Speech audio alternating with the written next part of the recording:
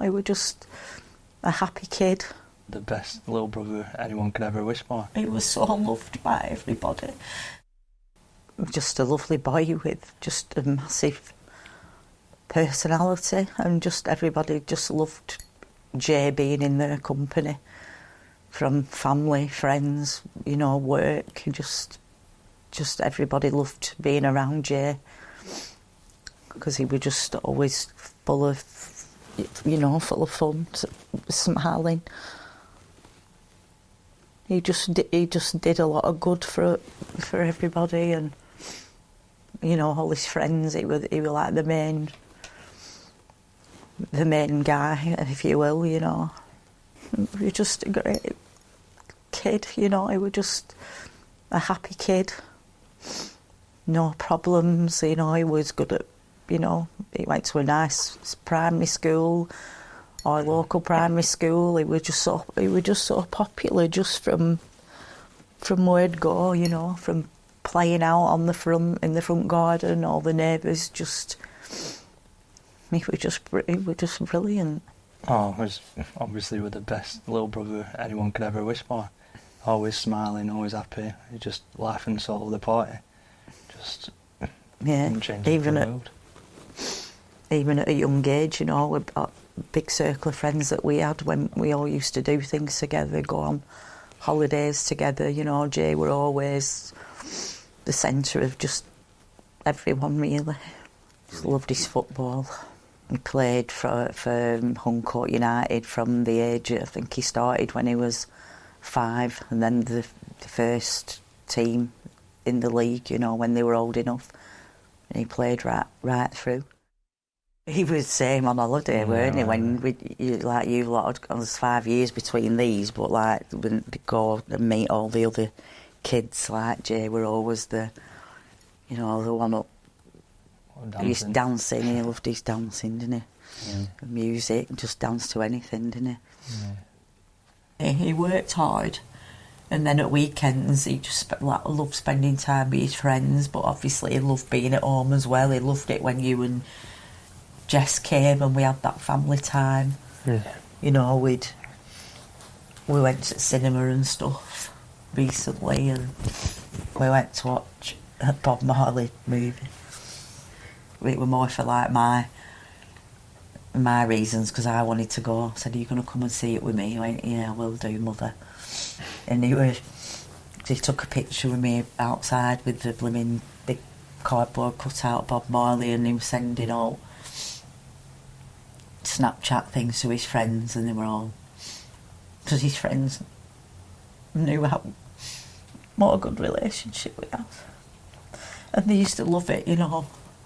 Me and Jay in car, and he'd always send them a snap. And then when we came out, we put Bob Marley on, and then there were an advertisement at the end for Amy Winehouse movie. He said, "I suppose we'll be going to see that, won't we, Mum?" I said, "Of course we will," because I always used to sing Amy Winehouse. He liked cooking and stuff. He was always in the kitchen with me every night.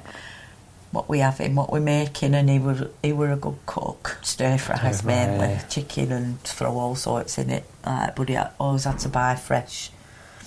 We like fresh veg and fresh baby sweet corns and fresh peppers, and he'd be there just chopping it all up.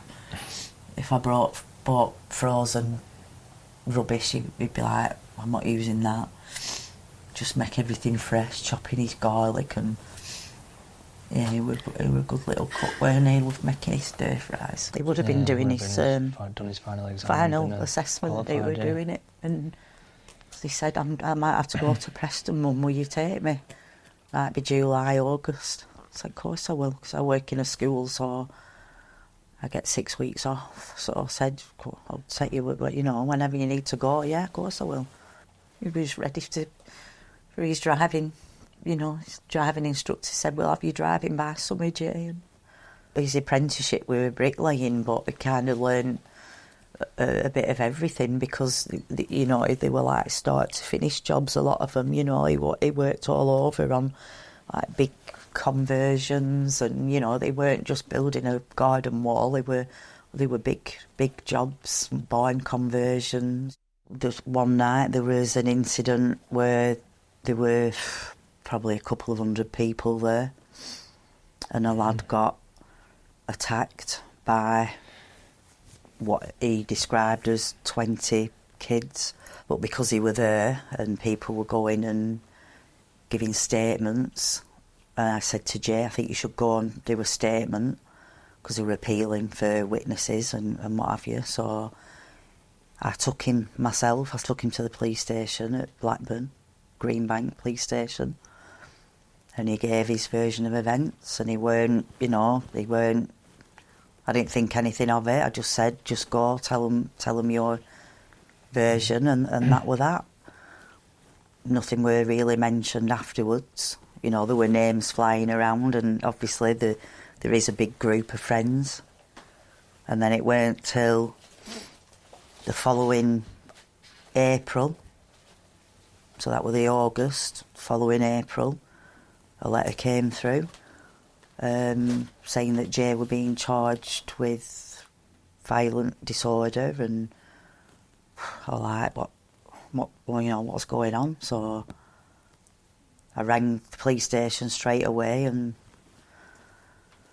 because Jay's name had been mentioned, out of 20 people who'd apparently attacked him, there was eight boys that got named, and Jay's name were one of the names. Jay attended the trial. The statements that were taken saying Jay was stood at the back, but obviously the 8 were found guilty by jury, and they were all found guilty, and they all got community service. It's kind of guilty by association. Don't mean to say that he struck a blow, or that he harmed Tom, and I think he's seen him since. There's grown men, dads, granddads, who get done for violent disorder for a fight that breaks out, say, outside a football stadium most weekends, but because of, obviously, Jay's in the limelight, they just every bad thing that they can say about him, they have done. They don't know Jay, they don't know his background, they don't know his upbringing, they don't know anything about Jay, these people. Just all these people who were just saying horrible things about him, he weren't that person. He loved being with his family, and he weren't a bad person. People dragging up all things that they don't even know about when he was in court.